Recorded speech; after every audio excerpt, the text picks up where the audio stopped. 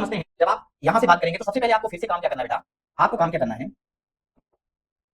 Table बना लेना। क्या बनाना है बेटा, टेबल। टेबल बना लीजिए फटाफट, एलिमेंट लिख लीजिए,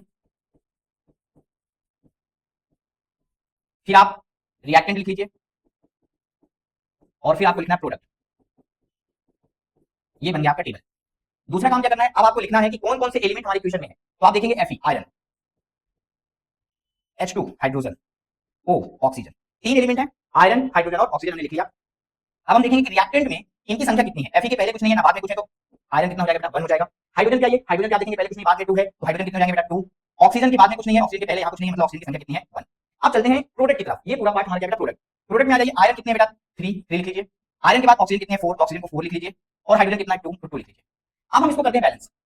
हाइड्रोजन तो आपको बैलेंस दिख रहा है, आयरन और ऑक्सीजन हमारे पास ऑप्शन है, तो हमने ये कहा कि हाइड्रोजन और ऑक्सीजन को बाद में बैलेंस करना है, इसके अलावा जो कुछ है इसको बैलेंस कर लीजिए। तो आपने देखा कि यहाँ आयरन प्रोडक्ट की तरफ 3 है, रिएक्टेंट की तरफ 3 है, तो क्या मैं इसे 3 बना सकता हूँ, बोलो हाँ बना सकता हूँ, हमने बना दिया।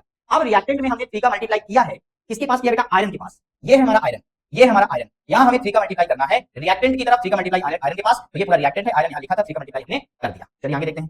अब आप देखेंगे कि ऑक्सीजन भी अनबैलेंस है, यहाँ 4 है और यहाँ पे 1 है, तो इसे क्या मैं 4 से मल्टीप्लाई कर सकता हूँ, इसे 4 बना सकता हूँ, जी सर बना सकते हैं। अब आप क्या करेंगे, आपने क्या किया, रिएक्टेंट की तरफ 4 का मल्टीप्लाई किया है, कहां, ऑक्सीजन के पास, ये है ऑक्सीजन। रिएक्टेंट की तरफ 4 का मल्टीप्लाई, ये है रिएक्टेंट, ये है ऑक्सीजन, यहां पे आपने किसका मल्टीप्लाई कर दिया, 4 का।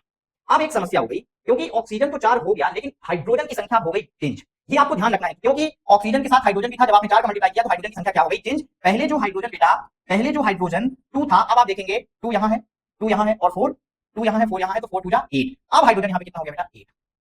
अब आप देखेंगे कि आपका जो प्रोडक्ट है, हाइड्रोजन हाइड्रोजन वाला तो 2 है और रिएक्टेंट वाला 8 है, तो अब आप क्या करेंगे, अब आप फिर से प्रोडक्ट की तरफ 2 का कर देंगे प्रोडक्ट की तरफ आप कर देंगे 4 का मल्टीप्लाई, और ये भी कितना हो जाएगा बेटा, 8। अब आपने प्रोडक्ट की तरफ 4 का मल्टीप्लाई किया है, हाइड्रोजन के पास यहां आपने मल्टीप्लाई कर दिया। अब आपकी इक्वेशन क्या होगी बेटा, बैलेंस। आप चेक कर लीजिए, आयरन 3 है, आयरन 3 है, हाइड्रोजन 4 2 8 है, हाइड्रोजन 4 2 8 है, ऑक्सीजन 4 है, ऑक्सीजन 4 है, इक्वेशन हो गई बैलेंस।